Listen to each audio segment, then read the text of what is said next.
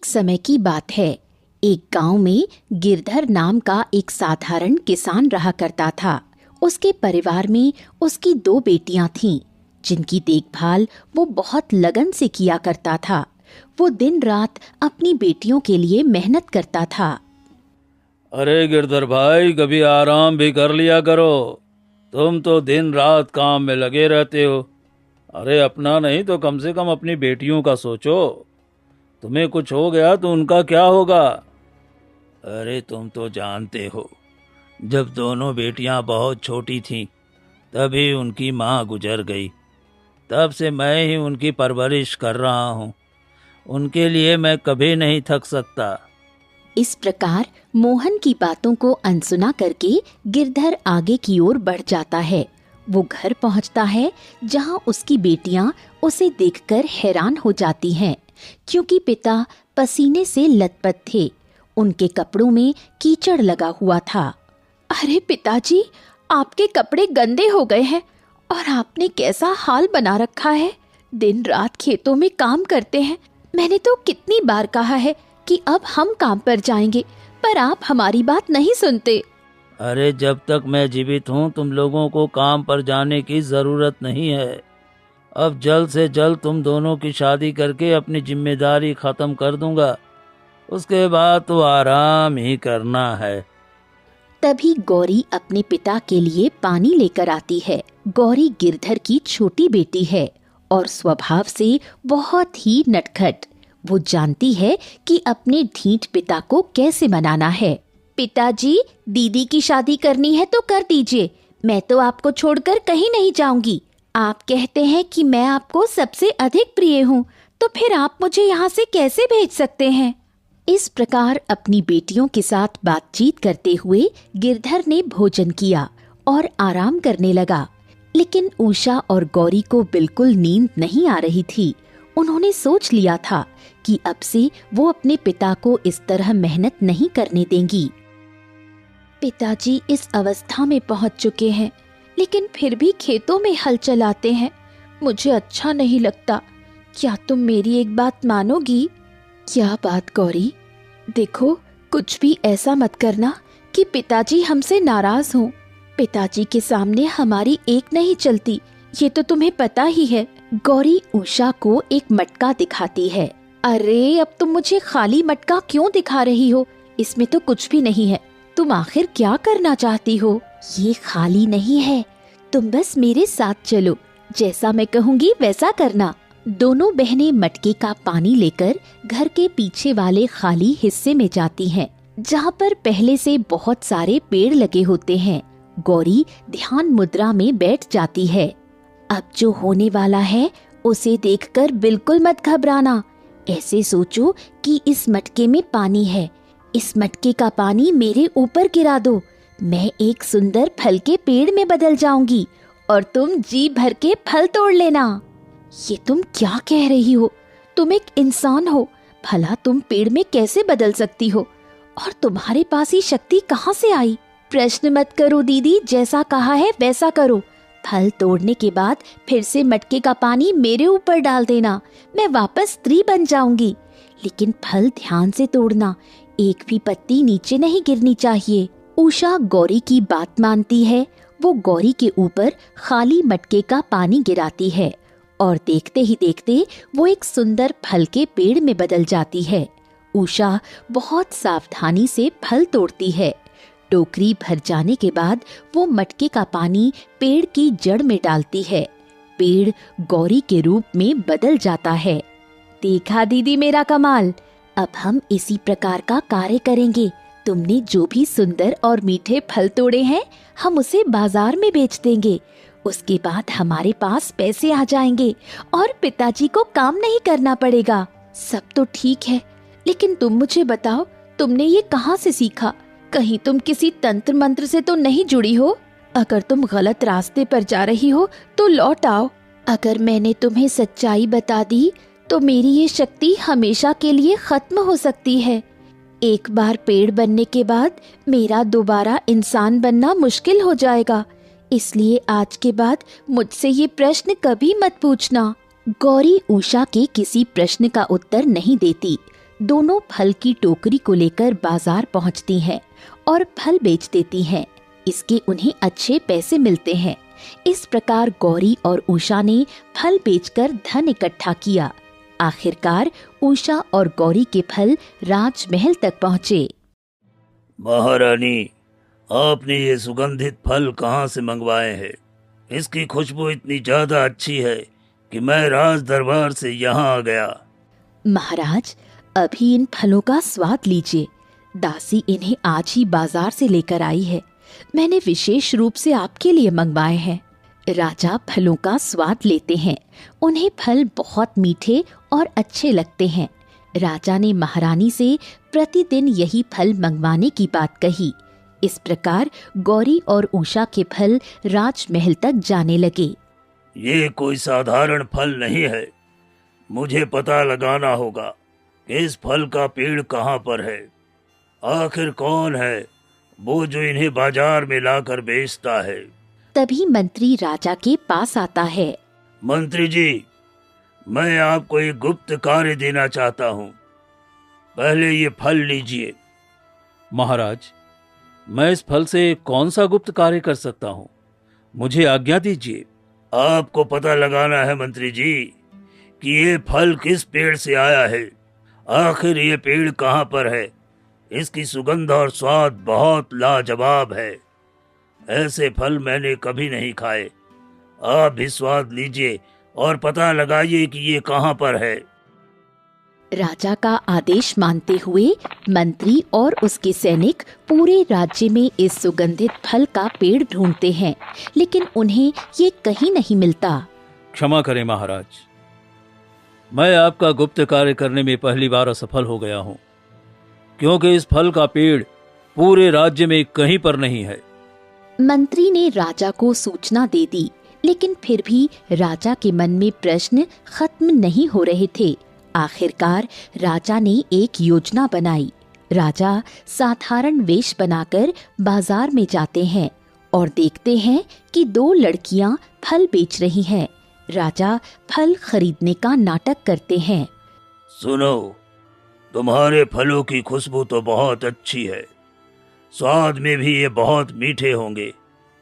एक बात बताओ, ये फल तुम लोग कहाँ से लेकर आती हो? दरअसल मैं एक व्यापारी हूँ और मैं जानना चाहता था कि। गौरी राजा की बात को बीच में ही काट देती है और बोलती है, यदि आपको ये ताजे और मीठे फल चाहिए तो आपको ये फल हमसे ही खरीदने होंगे। हम आपको नहीं बता सकते कि इसका पेड़ कहाँ पर है। गौरी की बातें सुनकर राजा समझ गया कि गौरी और उषा दोनों कोई रहस्य छुपा रही हैं। राजा मन में योजना बनाता है कि वो स्वयं उनका पीछा करेगा। गौरी और उषा दोनों फल बेचकर घर वापस आ जाती हैं। अगले दिन जब गौरी फल का पेड़ बनती है, तब राजा उसे ऐसा करते हुए देख लेता है। ये लड़की तो सचमुच बहुत रहस्यमयी है। इसे तो हमारे राजमहल में होना चाहिए। इसकी शक्तियों पर केवल हमारा अधिकार होना चाहिए। यदि ये पेड़ बन सकती है तो इसके पास और भी बहुत सारी शक्तियां होंगी। राजा महल वापस आ जाते हैं और मंत्री से कहकर गिरधर को राज दरबार में बुलवाते हैं। आओ आओ गिरधर, तुम्हें हमसे डरने की आवश्यकता नहीं है। हम तो तुमसे बहुत महत्वपूर्ण बात करना चाहते हैं। भला एक राजा को मुझ गरीब से क्या काम हो सकता है महाराज? मैं तो एक साधारण सा किसान हूँ जो दिन रात खेतों में मेहनत करता रहता हूँ। गिरधर, बात कुछ ऐसी है कि हम विवाह करना चाहते हैं और हमें तुम्हारी छोटी बेटी बहुत पसंद है। यदि तुम्हें कोई आपत्ति न हो तो क्या वो इस राजमहल की महारानी बन सकती है? गिरधर को राजा की बातें सुनकर बहुत आश्चर्य हुआ। उसे समझ नहीं आता कि वो क्या करे। महाराज, कृपया मुझे थोड़ा समय दीजिए। मैं एक बार अपनी बेटी से पूछ लेता हूँ। विवाह के लिए कन्या की सहमति आवश्यक होती है महाराज। इस प्रकार राजा से समय लेकर गिरधर घर जाता है। वो बहुत गुस्से में होता है। उषा और गौरी दोनों अपने पिता के पास आती हैं। अरे तुम दोनों दिन भर कहाँ घूमती रहती हो? मैंने तुमसे कितनी बार कहा है कि घर से बाहर मत जाया करो। वही हुआ, जिस बात का डर था, न जाने मुझ गरीब पर कौन सी विपत्ति आने वाली है। पिताजी, आपको क्या हुआ है? आप इतने घबराए हुए क्यों हैं? क्या हमारी वजह से कुछ हुआ है? हमें क्षमा कर दीजिए। अरे राजा ने विवाह का प्रस्ताव भेजा है, वो भी गौरी के लिए। राजा पहले से विवाहित है, फिर भी न जाने क्यों मेरी बेटी से विवाह करना चाहता है। मुझे तो कुछ समझ में नहीं आ रहा है, मैं क्या करूं। तभी गिरधर का दोस्त मोहन वहां पर आता है। गिरधर मोहन को सारी बात बताता है। देखो गिरधारी, राजा ने स्वयं चलकर प्रस्ताव दिया है, और वैसे भी राजा को न करने का मतलब है बैठे बिठाए मुसीबत मोल लेना। तुम उन्हें हाँ कह दो। अरे तुमको तो पता है, राजा पहले से विवाहित है। गौरी से विवाह करने के पीछे राजा का क्या उद्देश्य होगा, मुझे तो बहुत डर लग रहा है। देखो गिरधर, एक राजा की कई पत्नियां होती हैं। तुम्हारी बेटी राजमहल में रानी बनेगी, इससे बड़ी खुशी की बात और क्या हो सकती है। इस प्रकार मोहन के समझाने पर गिरधर राजा और गौरी के विवाह के लिए तैयार हो जाता है। राजा और गौरी का विवाह हो जाता है। राजा गौरी से बहुत अधिक प्रेम करते हैं। महाराज, मुझे आज तक समझ नहीं आया कि आपने मुझे विवाह का प्रस्ताव क्यों दिया था। आखिर इसके पीछे क्या रहस्य है? आज आपको बताना ही होगा कि एक गरीब किसान की बेटी से विवाह करने के पीछे आपकी क्या मंशा है। महारानी गौरी, दरअसल मुझे आपके उस रहस्य के विषय में पता चला है कि आप एक साधारण स्त्री होते हुए भी एक पेड़ बन सकती हैं।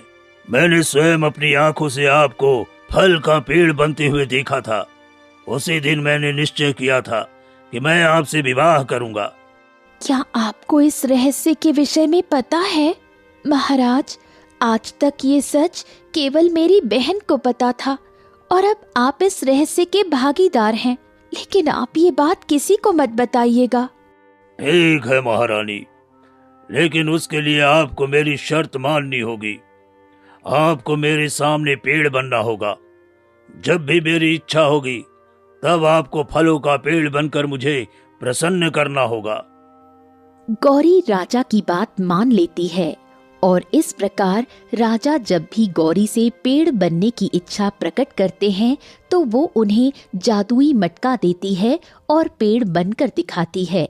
राजा मीठे फलों का स्वाद लेते हैं और गौरी को फिर से स्त्री बना देते हैं। दासी, महाराज कहाँ हैं? कितना समय हो गया, वो मुझसे मिलने नहीं आए। जब से उन्होंने दूसरा विवाह किया है तब से वो मुझसे पहले की भांति प्रेम नहीं करते। उनका सारा समय तो अब छोटी महारानी के साथ बीतता है। ये तो सत्य है महारानी कि छोटी महारानी के आने के बाद आपका महत्व खत्म हो चुका है। आपको कुछ करना चाहिए जिससे आप अपना खोया हुआ सम्मान पा सकें। कहीं ऐसा ना हो छोटी रानी आपको महल से बाहर करा दे। नहीं नहीं, ऐसा नहीं होगा। मैं उस गरीब को इस महल में नहीं रहने दूंगी। मुझे कैसे भी करके उसे यहाँ से निकालना होगा। इस प्रकार महारानी प्रभा के मन में छोटी महारानी गौरी के प्रति बहुत नफरत भर जाती है। एक दिन जब शाही बगीचे में महारानी गौरी ध्यान मुद्रा में बैठती है और महाराज उसके ऊपर पानी डालते हैं तब वो पेड़ बनती है। ऐसा करते हुए रानी प्रभा उसे देख लेती है। ये किस प्रकार का रहस्य है? छोटी महारानी के पास इतनी शक्ति है और महाराज को इस विषय में पता है। इसका मतलब महाराज ने इसलिए इस गरीब से विवाह किया। अब मैं समझ गई कि मुझे क्या करना है। एक दिन बड़ी रानी प्रभा गौरी के पास आती है। गौरी, आइए आइए महारानी, आपका स्वागत है। आपको कोई काम था तो आपने मुझे बुला लिया होता। आपने यहाँ आने का कष्ट क्यों किया?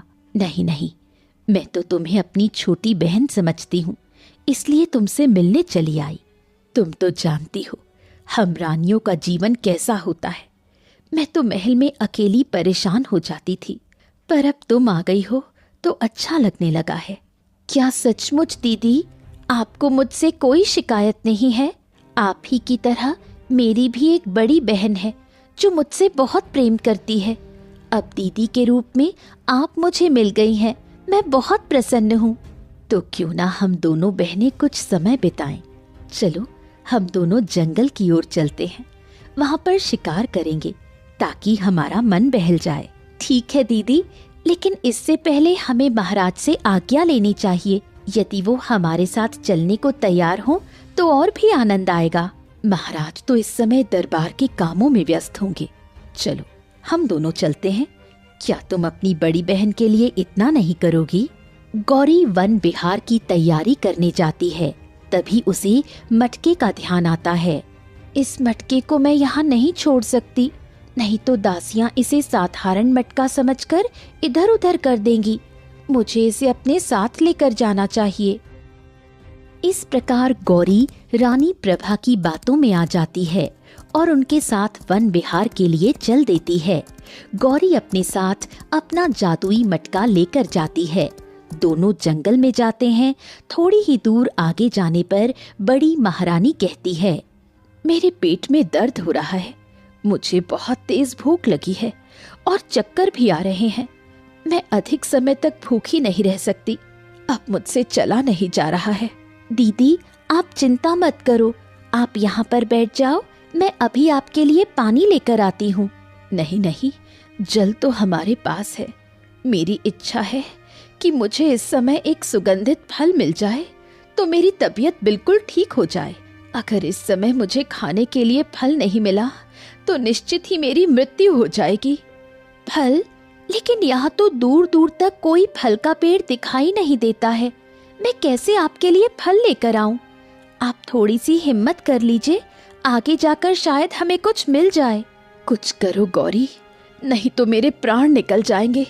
फिर सब तुमसे प्रश्न पूछेंगे कि आखिर तुम्हारे रहते हुए बड़ी महारानी को क्या हो गया। तुम्हें महाराज को भी उत्तर देना पड़ सकता है। बड़ी महारानी की बातें सुनकर गौरी घबरा जाती है। तभी वो रानी से कहती है, ठीक है, ये लीजिए जादुई मटका, मैं ध्यान मुद्रा में बैठती हूँ, आप इस मटके से मुझ पर जल डाल दीजिए, मैं एक सुंदर फल के पेड़ में बदल जाऊंगी। आप उस फल को खाकर अपनी भूख मिटा लेना, लेकिन ध्यान रहे उस पेड़ की कोई पत्ती जमीन पर नहीं गिरनी चाहिए। बाद में फिर से इससे जल डालने पर मैं स्त्री बन जाऊंगी। क्या तुम्हारे पास सचमुच कोई ऐसी शक्ति है कि तुम मेरी भूख मिटा सकती हो? तुम्हारा बहुत बहुत धन्यवाद बहन, तुम बहुत प्यारी हो, तुम मेरा कितना ध्यान रखती हो। इस प्रकार गौरी ध्यान मुद्रा में बैठती है और बड़ी महारानी उसके ऊपर मटके से जल डालती है। थोड़ी ही देर में गौरी एक फल के पेड़ के रूप में बदल जाती है। आखिर मेरी योजना सफल हो गई। अब मैं तुम्हें कभी स्त्री नहीं बनने दूंगी। तुम पेड़ के रूप में वर्षों तक यहीं पड़ी रहोगी। महारानी पेड़ की पत्तियां तोड़ती है और जमीन पर गिरा देती है। वो पेड़ को नुकसान पहुंचाती है और हंसते हुए वहां से चली जाती है। इतना ही नहीं, वो गौरी का जादुई मटका भी तोड़ देती है। उधर राज दरबार में राजा दोनों रानियों की प्रतीक्षा कर रहे होते हैं। रानी प्रभा, छोटी महारानी कहाँ है? और आप दोनों इस तरह मुझे बिना बताए महल से बाहर क्यों गई थी? उत्तर दीजिए। अनर्थ हो गया महाराज, अनर्थ हो गया। जिस गरीब को आप इस नगर की रानी बनाकर लाए थे, वो अपने प्रेमी के साथ चली गई। ये आप क्या कह रही हैं? छोटी महारानी ऐसी बिल्कुल नहीं है, वो ऐसा नहीं कर सकती। ये सत्य है महाराज, हम दोनों जंगल गए थे। वहां पर महारानी ने पहले से अपने प्रेमी को बुला रखा था। मौका मिलते ही उन्होंने मुझे बीच जंगल में छोड़ दिया और अपने प्रेमी के साथ चली गई। इस प्रकार बड़ी रानी प्रभा महाराज को छोटी रानी के विषय में गलत बातें बताती है, जिससे राजा छोटी रानी गौरी से नफरत करने लगते हैं। उधर पेड़ के रूप में गौरी बहुत ज्यादा कष्ट झेल रही थी। एक दिन की बात है, तीन दोस्त संजय, सोहन और रमेश जंगल से गुजर रहे होते हैं। तभी रमेश की नजर उस पेड़ पर पड़ती है। अरे भाइयों देखो, जंगल के बीचों बीच सुंदर फल का पेड़ है। क्यों ना हम पहले फल खा लें फिर आगे बढ़ें। वैसे भी मुझे बहुत भूख लग रही है। हाँ संजय, यहीं पर रुककर पहले भर पेट फल खाते हैं, फिर आगे बढ़ेंगे। तुम तो जानते हो कि मुझे बहुत अच्छा निशाना लगाना आता है। अभी देखना मैं कैसे निशाना लगाकर फल तोड़ता हूँ। और तुमसे नहीं होगा, ये कार्य मुझे करने दो। अभी देखना, मैं एक पत्थर उठाकर पेड़ की तरफ चलाऊंगा और सारे फल गिरने लगेंगे। अरे तुम दोनों क्या कर रहे हो भाई? इस प्रकार पेड़ को कष्ट पहुंचाना अच्छी बात नहीं है। यदि फल खाना है तो अच्छे से तोड़कर खा लो, उसे पत्थर से घायल मत करो। अरे संजय, फिर से तुम्हारी मानवता जाग गई। ये तो पेड़ है, पत्थर खाना इसका धर्म है। यदि ये पेड़ पत्थर नहीं खाएगा तो फिर फल कैसे देगा? इस प्रकार रमेश और सोहन दोनों मिलकर पेड़ को खूब नुकसान पहुंचाते हैं। फल तोड़ते हैं और खाते हैं। पेड़ की सारी पत्तियां जमीन पर गिर जाती हैं। हालांकि संजय उन फलों को हाथ भी नहीं लगाता। इतने मीठे और सुंदर फल खाकर तो मेरा तो पेट भर गया।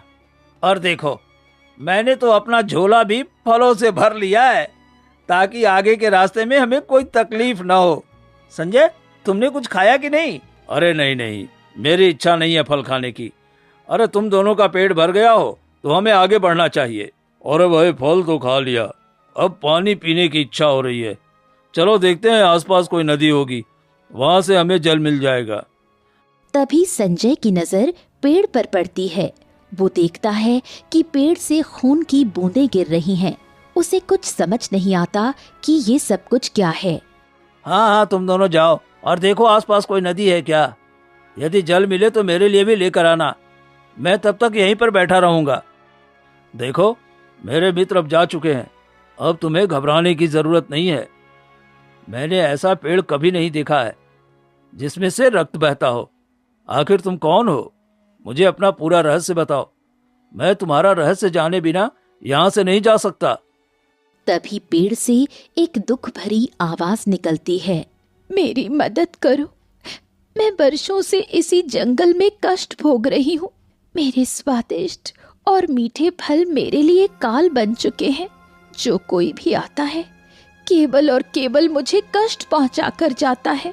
क्या तुम बोल सकते हो? मैंने आज तक कभी बोलने वाला पेड़ तो नहीं देखा। कृपया मुझे अपनी पूरी कहानी बताओ।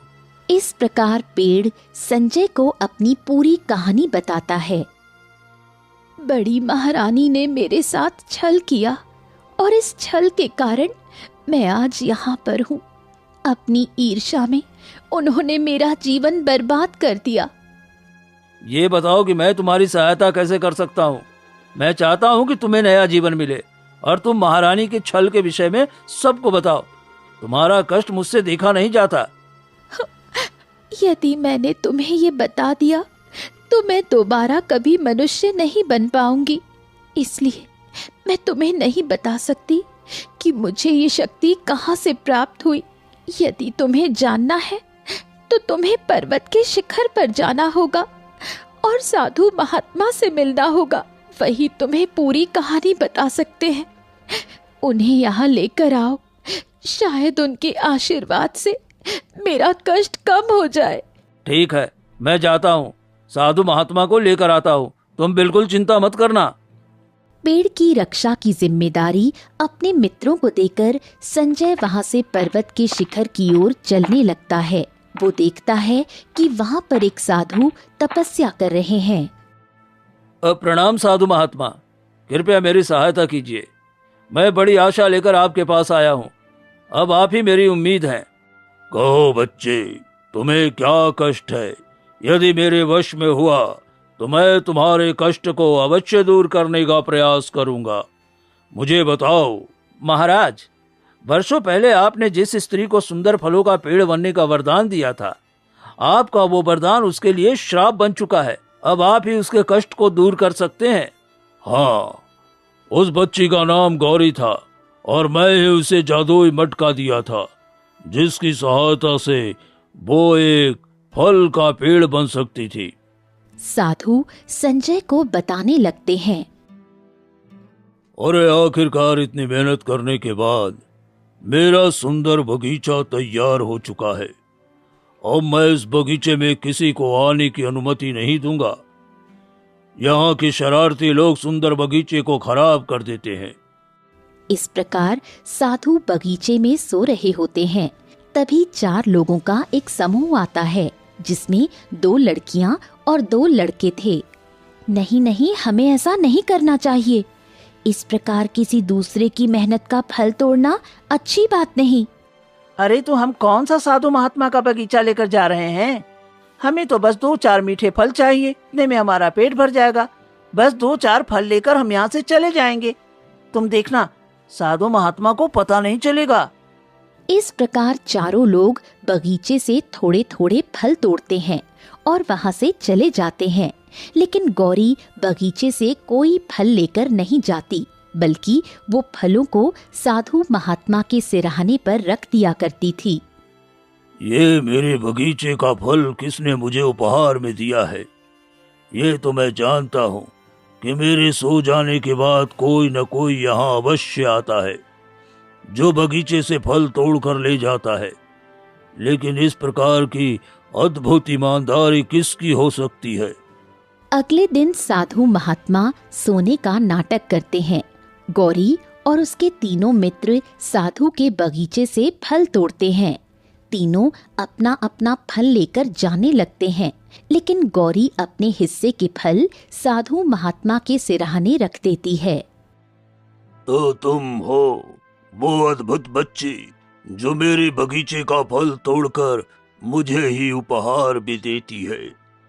मुझे क्षमा कर दीजिए साधु महात्मा, लेकिन वो सभी मेरे मित्र हैं, इस कारण मुझे उनका साथ देना पड़ता है। लेकिन मेरी बात का विश्वास कीजिए, आज तक मैंने आपके बगीचे से किसी फल का स्वाद नहीं लिया है। गौरी की ईमानदारी देखकर साधु बहुत प्रसन्न होते हैं। बेटी, मैं तुम्हारी ईमानदारी से बहुत प्रसन्न हूँ। मैं तुम्हें आशीर्वाद के रूप में ये जादुई मटका देता हूँ। आज से तुम्हारे पास ऐसी शक्ति होगी कि तुम एक स्वादिष्ट फल के पेड़ के रूप में बदल सकती हो, और फिर जब तुम्हारे ऊपर कोई इस मटके से जल गिराए तब तुम मनुष्य बन सकती हो। इस जादुई मटके का जल अदृश्य होता है, लेकिन कभी खत्म नहीं होता। क्या सचमुच साधु महात्मा, मेरे पास ऐसी शक्ति है कि मैं स्वयं को फल के पेड़ के रूप में बदल सकती हूँ? आपका बहुत बहुत धन्यवाद। लेकिन ध्यान रहे बेटा, तुम इस कहानी को कभी किसी को मत बताना। तुम्हें यह शक्ति कैसे प्राप्त हुई, नहीं तो तुम जीवन में दोबारा कभी मनुष्य नहीं बन पाओगी। इसके अलावा जब तुम्हें बहुत अधिक आवश्यकता हो तभी तुम अपनी शक्ति का प्रयोग करना। ध्यान रहे, मटके को हमेशा अपने साथ रखना। लेकिन मैंने उस बच्ची को आशीर्वाद दिया था और तुम कह रहे हो कि आज वो कष्ट में है। ये कैसे संभव हो सकता है? क्या उसने अपनी शक्ति का अनुचित प्रयोग किया है? साधु महात्मा, गौरी के साथ छल हुआ है। छल से उसे पेड़ बना दिया गया और वो फिर से मनुष्य नहीं बन पाई। आज जब वर्षों बाद मैंने उसे जल प्रदान किया तब जाकर वो मनुष्य बनी, लेकिन उसका शरीर बहुत कष्ट में है। कृपया आप चलकर उसे ठीक कर दीजिए। इस प्रकार संजय साधु महात्मा को इस पेड़ के पास लेकर आता है। बेटी, तुम एक ईमानदार और सच्ची मनुष्य हो। मैं तुम्हारे कष्टों को दूर करने आया हूँ। तुम चिंता मत करो, अभी थोड़ी ही देर में तुम स्वस्थ हो जाओगी। फिर साधु महात्मा अपनी शक्ति का प्रयोग करते हैं और पास में ही वो टूटा हुआ मटका जिसे महारानी प्रभा ने तोड़ दिया था वो जुड़ जाता है। साधु उस मटके को लेकर पेड़ की जड़ में पानी डालते हैं। थोड़ी देर में वो पेड़ गौरी के रूप में बदल जाता है। आपका बहुत बहुत धन्यवाद साधु महात्मा। यदि आप नहीं होते तो शायद थोड़ी देर में मेरी मृत्यु हो जाती। तुम्हारा भी धन्यवाद संजय, तुम जैसे दयालु मनुष्यों के कारण ही ये संसार चल रहा है। इस प्रकार साधु महात्मा से आशीर्वाद प्राप्त करके गौरी वहां से जाने लगती है। अब आप कहाँ जाने वाली हैं? क्या आप अपने पिता के घर जाएंगे या फिर महाराज के पास अपना सच बताने के लिए? मुझे सबसे पहले विराट नगर के महाराज से मिलना होगा और उन्हें बड़ी महारानी का छल बताना होगा। मैं अवश्य महाराज के पास जाऊंगी। विराट नगर का नाम सुनकर संजय चौंक जाता है। मैं भी आपके साथ चलता हूँ, मुझे भी विराट नगर ही जाना है। इस प्रकार संजय और उसके दोनों मित्र गौरी के साथ विराट नगर के महल में पहुंचते हैं। अरे राजकुमार, आप तो बहुत दिनों के बाद अपनी यात्रा से वापस आने वाले थे, लेकिन इतनी जल्दी कैसे वापस आ गए? एक सच के कारण महाराज। इस राजमहल का ऐसा सच जिसे मुझे किसी ने बताना आवश्यक नहीं समझा, आपका वही सच मैं सामने लेकर आया हूं। गौरी महाराज के सामने आती है। गौरी भी ये सुनकर चौंक जाती है कि दरअसल संजय राजकुमार और रानी प्रभा का बेटा है। महारानी गौरी, इतने वर्षों से कहाँ थी आप? मैंने आपको न जाने कहाँ कहाँ ढूंढा और इतने वर्षों बाद आप अचानक मेरे सामने। महाराज, ये सब कुछ आपको बड़ी महारानी बताएंगी। बताइए महारानी, महाराज को सच बताइए। महारानी प्रभा ने हमसे कहा कि आप अपने प्रेमी के साथ चली गईं। ये सब कुछ क्या हो रहा है? आप दोनों ने हमें क्यों धोखा दिया? मुझे क्षमा कर दीजिए महाराज। जब आपने गौरी से विवाह किया था तब आप उससे अधिक प्रेम करते थे। इस कारण मुझे उससे ईर्ष्या होती थी।